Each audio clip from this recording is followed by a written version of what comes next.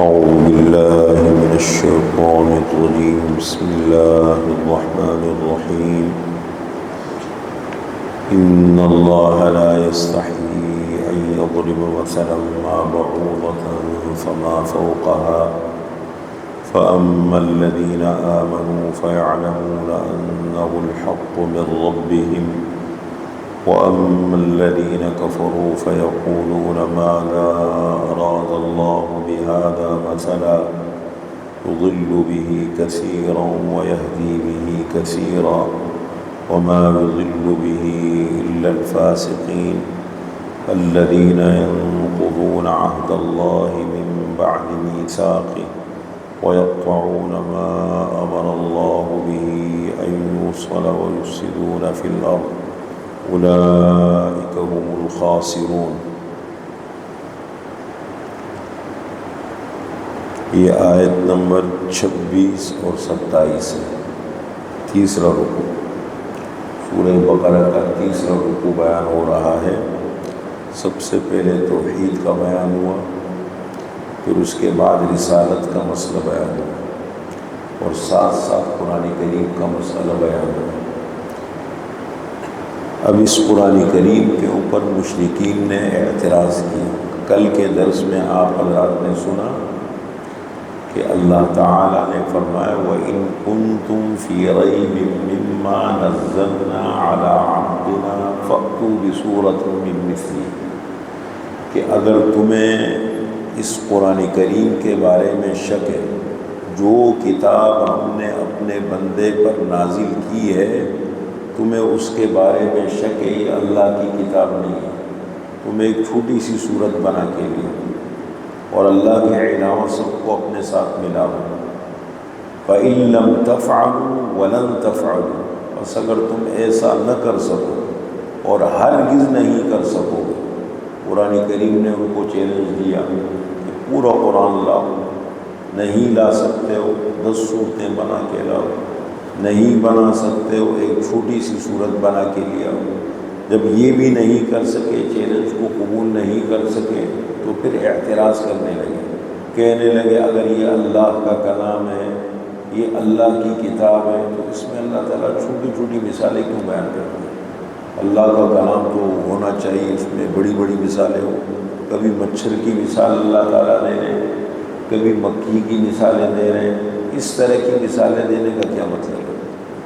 تو اس کا جواب اللہ تعالیٰ نے دیا ہے کہ اس طرح کی مثالیں نہ دیں۔ فرمایا اللہ تعالیٰ اس بات سے نہیں شرماتا کہ مچھر کی مثال بیان کرے یا اس سے بڑھ کر کوئی اور مثال بیان کرے، اس سے بھی کوئی چھوٹی چیز ہو، اس سے کیا ہوتا ہے؟ سب اللہ کی مخلوق ہے، مچھر بھی اللہ کی مخلوق ہے، مکھیاں بھی اللہ کی مخلوق ہے، تو اگر یہ مثالیں اللہ تعالیٰ بیان کرتے ہیں تو اس سے کیا فرق پڑتا ہے؟ دیکھیں، اللہ کے حکم ماننے کا نام ایمان ہے۔ جو شخص اللہ کا حکم مانے، چاہے وہ مچھر کی مثال ہو، چاہے مکھی کی مثال ہو، کسی بھی قسم کی مثال ہو، جو لوگ اللہ کا حکم مانے اس کو ایمان کہتے ہیں اور اس کو ہدایت کہتے ہیں، اور جو لوگ اللہ کا حکم نہ مانے اس کو کہتے ہیں کفر۔ اصل چیز ہے اللہ کے حکم، یہ تو اللہ کی کائنات ہے، اللہ کی مخلوقات ہے، اللہ کی مرضی ہے، جو بھی مثال اللہ تعالیٰ بیان کرے، ہمارا اس سے کیا تعلق ہے؟ ہمارا تعلق ہمیں تو ماننا ہے جو بھی اللہ تعالیٰ مثال ہے۔ تو یہ بات اللہ تعالیٰ نے بیان کی ہے کہ ان اللہ لا یستحی، بے شک اللہ تعالیٰ نہیں شرماتا اس بات سے ان یضرب مثلا ما، یہ کہ کوئی بھی مثال اللہ تعالیٰ بیان کرے اپنی مخلوق کو سمجھانے کے لیے، اپنی مخلوق کو بتانے کے لیے، کوئی بھی مثال اللہ تعالیٰ دے، بعوضۃ مچھر کی ہو، فما فوقہا یا اس سے اوپر کوئی مثال ہو، اس سے کوئی چھوٹی چیز ہو، کوئی اور چیز ہو۔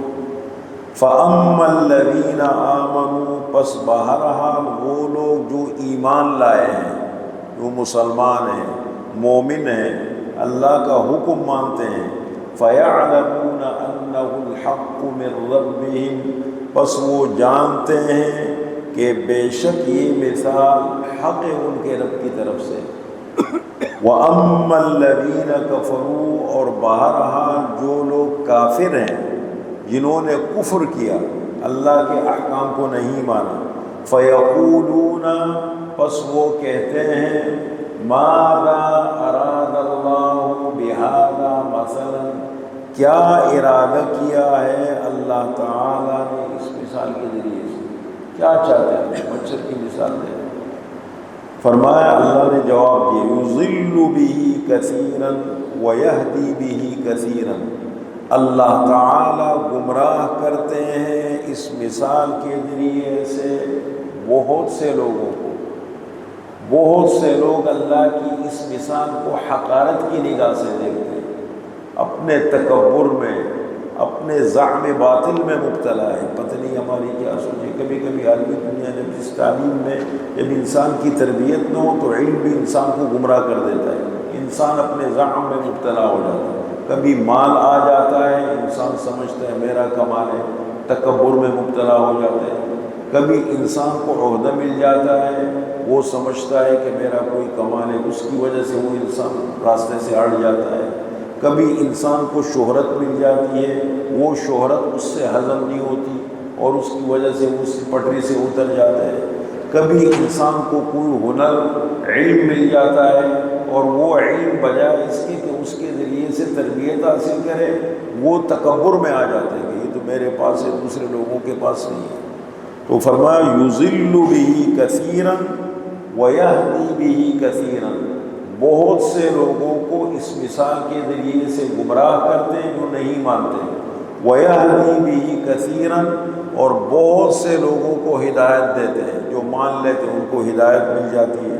وما یضل بہ الا الفاسقین، اور گمراہ نہیں کرتے ہیں اس مثال کے ذریعے سے مگر نافرمان لوگوں کو، جو اللہ کے نافرمان ہیں، جن کو اللہ کے احکام کمتر نظر آتے ہیں، جن کو اللہ کی مخلوق کمتر نظر آتی ہے، اپنے دنیا میں گم ہے، اللہ سے بے خبر ہے، وہ گمراہ ہو جاتے ہیں۔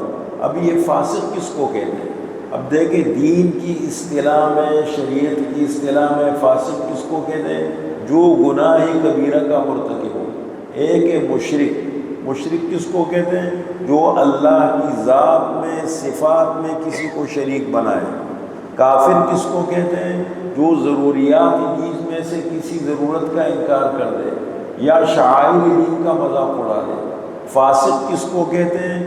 وہ بڑے گناہ جن سے اللہ نے منع فرمایا ہے، ان گناہوں میں سے کسی گناہ کا ارتکاب کر لے، کوئی بڑا گناہ کر لے تو اس کو فاسق کہتے ہیں۔ لیکن مراد یہاں کافر ہے۔ مراد کیا ہے فاسق سے؟ کافر۔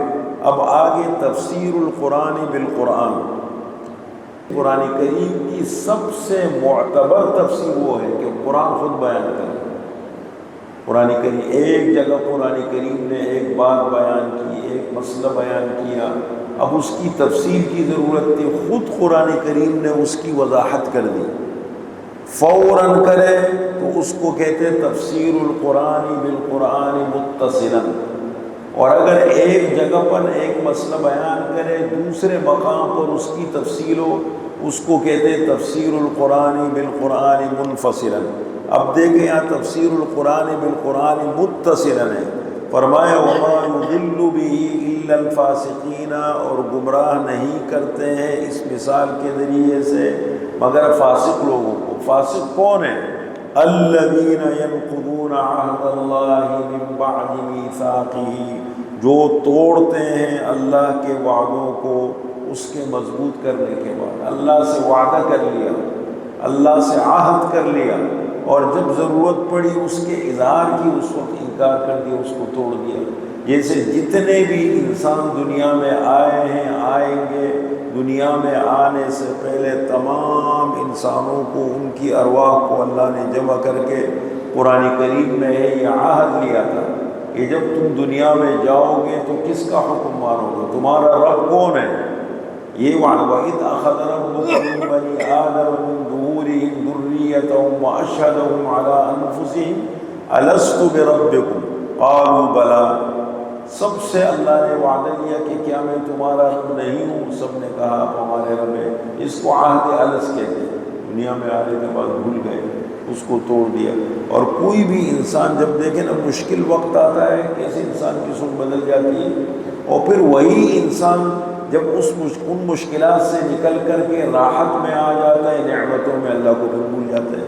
انسان کی فطرت ہے، قرآن کریم میں اللہ نے انسان کی فطرت کا ذکر کیا ہے، جلباز ہے، مفاد پرست ہے، اپنا مفاد ملے آنکھیں بند ہو جاتی ہیں، اور جہاں مشکل آتی ہے پھر اللہ اللہ کرتے رہتے ہیں۔ تو فرمایا کون ہے فاسق؟ الذین ينقضون عہد اللہ من بعد میثاقہ، جو توڑتے ہیں اللہ کے وعدوں کو اس کے مضبوط کرنے کے بعد۔ نمبر 2، وَيَقْطَعُونَ مَا أَمَرَ اللَّهُ بِهِ أَن يُوصَلَ، اور توڑتے ہیں اس چیز کو جس کے بارے میں اللہ نے حکم دیا ہے کہ اس کو جوڑا جائے، رشتوں کو جوڑا جائے، انسانیت کے لیے اچھا سوچا جائے، یہ کرو یہ کرو، یہ بہتر سوچو، ان کو توڑتے ہیں۔ جو کرنے کے کام ہے وہ کم کرتا ہے، جو نہ کرنے کے کام ہے ان میں پڑ جاتا ہے۔ اللہ فرماتے ہیں حلال کماؤ، کسی کو دھوکہ مت دو، خیانت مت کرو، غلط کام مت کرو دنیا کے اندر۔ انسان ان میں خواہشات میں پڑھ کے وہ کاموں میں لگا رہتا ہے، اور جو کرنے کے کام ہے وہ کرتا نہیں ہے۔ نمبر 3، وَيُفْسِدُونَ فِي الْأَرْضِ، اور زمین میں فساد کرتے ہیں۔ جب غلط کام کریں گے تو فساد ہوگا نا۔ انسان اچھے کام کرے گا، کسی کا حق نہیں کھائے گا، غلط کام نہیں کرے گا، فتنہ نہیں پھیلائے گا، تو ماحول اچھا بنے گا۔ اور جب انسان غلط کام کرے گا تو اس کا انجام نتیجے کیا نکلے گا؟ فساد ہوگا۔ وَيُفْسِدُونَ فِي الْأَرْضِ، اور فساد کرتے ہیں زمین میں۔ أُولَئِكَ هُمُ الْخَاسِرُونَ، یہی لوگ ہیں نقصان اٹھانے والے۔ یہ جو فاسق لوگ ہیں، جن کی 3 علامتیں اللہ تعالیٰ نے یہاں پر ذکر فرمائی، یہی لوگ ہیں نقصان اٹھانے والے، دنیا میں بھی اور آخرت میں۔